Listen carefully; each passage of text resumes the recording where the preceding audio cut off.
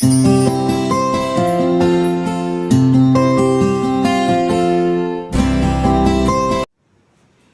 ಮಕ್ಕಳ, ಎಲ್ಲ ಚೆನ್ನಾಗಿದ್ದೀರಾ?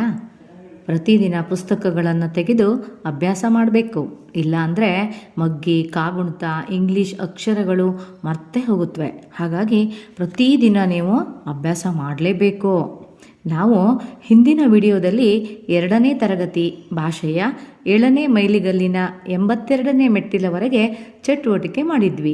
ಈ ದಿನ 83ನೇ ಮೆಟ್ಟಿಲಿನಿಂದ 88ನೇ ಮೆಟ್ಟಿಲಿನವರೆಗೆ ಚಟುವಟಿಕೆಗಳನ್ನು ನಿರ್ವಹಿಸೋಣ. ಎಲ್ಲ ರೆಡಿನಾ? ನೀವೆಲ್ಲ ಜಾಣ ಮಕ್ಕಳು. ನೋಡಿ, 83ನೇ ಮೆಟ್ಟಿಲಿನ ಜೋಡಿ ಪೆನ್ಸಿಲ್ ಲೋಗೋದಡಿ ವಾಕ್ಯ ರಚಿಸು ಚಟುವಟಿಕೆಯನ್ನು ನಾವೀಗ ಮಾಡೋಣ. ಮಾದರಿಯಂತೆ 3 ಕಂಬ ಸಾಲುಗಳಲ್ಲಿರುವ ಪದಗಳಲ್ಲಿ ಸೂಕ್ತವಾದ ಒಂದೊಂದು ಪದವನ್ನು ಸೇರಿಸಿ ವಾಕ್ಯ ರಚಿಸಿ ಕೆಳಗಿನ ಸಾಲುಗಳಲ್ಲಿ ಬರೆ ಅಂತ ಸೂಚನೆ ಕೊಟ್ಟಿದ್ದಾರೆ. 1ನೇ ಕಂಬ ಸಾಲಿನಲ್ಲಿ ಪುಟ್ಟ, ರಾಮ, ಭೀಮ, ಪುಟ್ಟಿ, ಆಶಾ, ಗೀತಾ ಹೆಸರುಗಳನ್ನು ಕೊಟ್ಟಿದ್ದಾರೆ. 2ನೇ ಕಂಬ ಸಾಲಿನಲ್ಲಿ ರೊಟ್ಟಿ, ಕಜ್ಜಾಯ, ಮಿಠಾಯಿ, ಗಜ್ಜರಿ, ಪೂರಿ ವಸ್ತುಗಳ ಹೆಸರನ್ನು ಕೊಟ್ಟಿದ್ದಾರೆ. 3ನೇ ಕಂಬ ಸಾಲಿನಲ್ಲಿ ತಂದಳು, ತಂದನು, ತಿಂದನು, ತಿಂದಳು, ಮಾಡಿದ, ಮಾಡಿದಳು ಚಟುವಟಿಕೆಗಳ ಹೆಸರನ್ನು ಕೊಟ್ಟಿದ್ದಾರೆ. ಈ 3 ಕಂಬ ಸಾಲುಗಳಿಂದ ಒಂದೊಂದು ಪದವನ್ನು ಸೇರಿಸಿ ವಾಕ್ಯ ರಚನೆ ಮಾಡಬೇಕು. ನೋಡಿ, ಮಾದರಿಯಾಗಿ ಅವರೇ ಕೊಟ್ಟಿದ್ದಾರೆ. 1ನೇ ಕಂಬ ಸಾಲಿನಿಂದ ಭೀಮ, 2ನೇ ಕಂಬ ಸಾಲಿನಿಂದ ಕಜ್ಜಾಯ, 3ನೇ ಕಂಬ ಸಾಲಿನಿಂದ ತಿಂದನು ಅನ್ನುವಂತಹ ಪದಗಳನ್ನು ಆಯ್ಕೆ ಮಾಡಿಕೊಂಡು ವಾಕ್ಯ ರಚನೆ ಮಾಡಿದ್ದಾರೆ. ಏನಾಯಿತು ಹಾಗಾದರೆ? ಭೀಮ, ಕಜ್ಜಾಯ, ತಿಂದನು ಅಂತ ಆಯಿತು. ಇನ್ನೊಂದು ವಾಕ್ಯ ನಾನೇ ಮಾಡ್ತೀನಿ ನೋಡಿ. ಇಲ್ಲಿ ಪುಟ್ಟ 1ನೇ ಕಂಬ ಸಾಲಿಂದು, 2ನೇ ಕಂಬ ಸಾಲಿನಲ್ಲಿ ರೊಟ್ಟಿ, 3ನೇ ಕಂಬ ಸಾಲಿನಿಂದ ತಿಂದ ಪದವನ್ನು ಆಯ್ಕೆ ಮಾಡ್ಕೊಂಡಿದ್ದೀನಿ. ಹಾಗಾದರೆ ಏನಾಯ್ತು ಇಲ್ಲಿ? ಪುಟ್ಟ, ರೊಟ್ಟಿ, ತಿಂದನು ಅನ್ನುವಂತಹ ವಾಕ್ಯ ರಚನೆ ಆಯಿತು. ಇನ್ನೊಂದು ಮಾಡೋಣವಾ? ಹಾಂ, ಗೀತಾ 1ನೇ ಕಂಬ ಸಾಲಿನಿಂದ ಆಯ್ಕೆ ಮಾಡ್ಕೊಂಡಿದ್ದೀನಿ. 2ನೇ ಕಂಬ ಸಾಲಿನಿಂದ ಪೂರಿ ಆಯ್ಕೆ ಮಾಡ್ಕೊಂಡಿದ್ದೀನಿ. 3ನೇ ಕಂಬ ಸಾಲಿನಿಂದ ಮಾಡಿದಳು ಆಯ್ಕೆ ಮಾಡ್ಕೊಂಡಿದ್ದೀನಿ. ಈಗ ಈ 3 ಪದಗಳನ್ನು ಬರೆದ್ರೆ ವಾಕ್ಯ ಹೀಗಾಗುತ್ತೆ: ಗೀತಾ ಪೂರಿ ಮಾಡಿದಳು. ಉಳಿದ 5 ವಾಕ್ಯಗಳನ್ನು 1ನೇ ಕಂಬ ಸಾಲು, 2ನೇ ಕಂಬ ಸಾಲು, 3ನೇ ಕಂಬ ಸಾಲಿನಿಂದ ಒಂದೊಂದು ಪದವನ್ನು ಆಯ್ಕೆ ಮಾಡಿಕೊಂಡು ವಾಕ್ಯವನ್ನು ನೀವು ರಚನೆ ಮಾಡಿ ಕೆಳಗಿನ ಖಾಲಿ ಸಾಲುಗಳಲ್ಲಿ ಬರಿಬೇಕು. ಬರೀತಿರಲ್ಲ? ಇನ್ನು 84ನೇ ಮೆಟ್ಟಿಲಿನಲ್ಲಿ ಎಡಿ ಲೋಗೋದಡಿ ಬಂದ ಚಟುವಟಿಕೆ ಓದಿ ಉತ್ತರಿಸು. 6ನೇ ಮೈಲಿಗಲ್ಲಿನಲ್ಲಿ ಸಹ ಈ ಚಟುವಟಿಕೆ ಮಾಡಿದ್ವಿ. ಕೊಟ್ಟಿರುವ ಪಠ್ಯಾಂಶವನ್ನು ಓದಿ ಕೆಳಗಿನ ಪ್ರಶ್ನೆಗಳಿಗೆ ಉತ್ತರ ಬರೀಬೇಕು. ಹಾಗಾಗಿ ಪಠ್ಯಾಂಶವನ್ನು ಗಮನವಿಟ್ಟು ಆಲಿಸಬೇಕು. ಆಲಿಸ್ತಿರಲ್ಲ? ಹಾರೈಕೆ: ರವಿ ಹೊಸ ಬಟ್ಟೆ ತೊಟ್ಟು ಬುಟ್ಟಿ ಹಿಡಿದು ಬೆಟ್ಟದ ಮೇಲಿರುವ ದೇವರ ಪೂಜೆಗೆಂದು ಹೊರಟನು. ಪೂಜಾರಿಗೆ ಬುಟ್ಟಿ ಕೊಟ್ಟು ಪೂಜೆ ಮಾಡಿಸಿದನು. ನಂತರ ಅವನು ಮಂಗಳಾರತಿ ತಟ್ಟೆಗೆ ಕಾಸು ಹಾಕಿ ದೇವರಿಗೆ ವಂದಿಸಿದನು. ಬೆಟ್ಟದಿಂದ ಇಳಿದು ಬಂದ ರವಿಯು ಪೂಜಾರಿ ಕೊಟ್ಟ ಹೂ, ಕಾಯಿ, ಲಾಡು ತಂದು ಅಜ್ಜ, ಅಜ್ಜಿ, ತಾಯಿ, ತಂದೆಗೆ ಕೊಟ್ಟನು. ಅಜ್ಜ, ಅಜ್ಜಿ ರವಿಯನ್ನು ಹರಿಸಿದರು. ಆಲಿಸಿದ್ರಿ ಅಲ್ವಾ? ಈ ಕೆಳಗಡೆ ಕೊಟ್ಟಿರುವಂತಹ ಪ್ರಶ್ನೆಗಳಿಗೆ ನೀವೇನು ಮಾಡಬೇಕೀಗ? ಉತ್ತರಿಸಬೇಕು.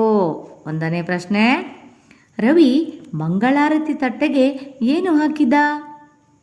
ಉತ್ತರ ಹೇಳ್ತಿರಲ್ಲ? 2ನೇದು: ರವಿ ತಂದೆ ತಾಯಿಗೆ ಏನೇನು ಕೊಟ್ಟನು? ಉತ್ತರ ಹೇಳಬೇಕು, ಜೊತೆಗೆ ಬರಿಬೇಕು ಸಹ. ಇಲ್ಲಿ ನೋಡಿ ಮಕ್ಕಳ, 85ನೇ ಮೆಟ್ಟಿಲಿನಲ್ಲಿ ಜೋಡಿ ಪೆನ್ಸಿಲ್ ಲೋಗೋದಡಿ ಬಂದ ಚಟುವಟಿಕೆ ಮಾದರಿಯಂತೆ ವೃತ್ತದೊಳಗಿನ ಒತ್ತಾಕ್ಷರವನ್ನು ಬಳಸಿ ಪದ ರಚನೆ ಮಾಡು. ಈ ಮೈಲಿಗಲ್ಲಿನ ಪ್ರಾರಂಭದಲ್ಲಿ ನಾವು ಟಾಕ್ಕೆ ಟ ಒತ್ತಾಕ್ಷರ ಸೇರಿಸಿ ಉಚ್ಚರಿಸೋದನ್ನು ಕಲ್ತಿದ್ವಿ. ಟ ಗುಣಿತಾಕ್ಷರದ ಯಾವುದೇ ಅಕ್ಷರಕ್ಕೂ ಸಹ ಟ ಒತ್ತಾಕ್ಷರ ಸೇರಿಸಿದರೆ ಏನೆಲ್ಲ ಪದಗಳು ರಚನೆ ಆಗುತ್ತವೆ ಅನ್ನೋದನ್ನು ಸಾಧನ ಕಾಡಿನಲ್ಲಿ ತಿಳ್ಕೊಂಡಿದ್ದೀವಿ.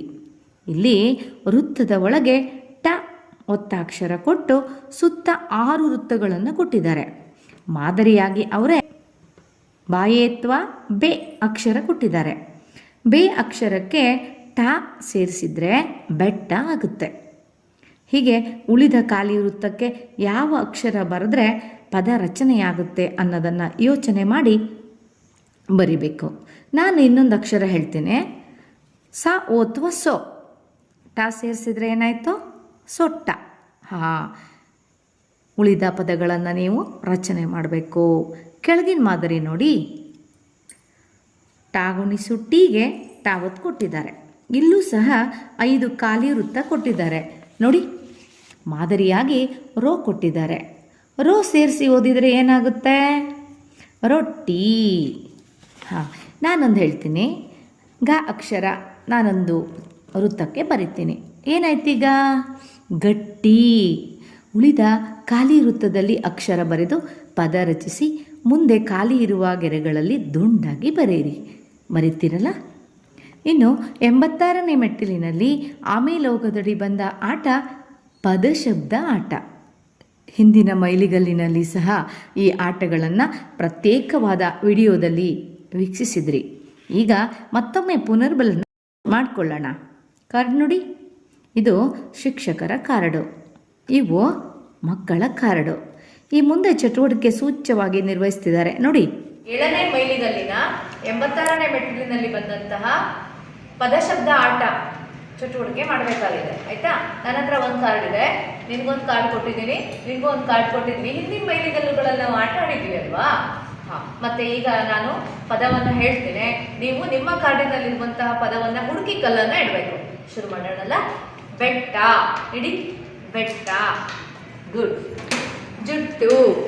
ನೋಡಿದ್ರಲ್ಲ? ಟ ಗುಣಿತಾಕ್ಷರಕ್ಕೆ ಟ ಒತ್ತನ್ನು ಕೊಟ್ಟು ಎಷ್ಟೆಲ್ಲ ಪದಗಳು ರಚನೆಯಾಗಿವೆ.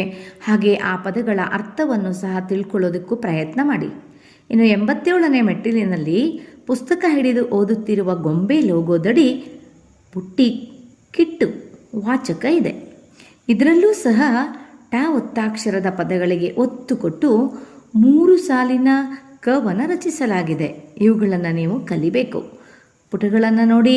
ಎಲ್ಲ ಪುಟಗಳಲ್ಲೂ ಚಿತ್ರದ ಕೆಳಗೆ 3 ಸಾಲಿನ ಕವನವನ್ನು ಕೊಡಲಾಗಿದೆ.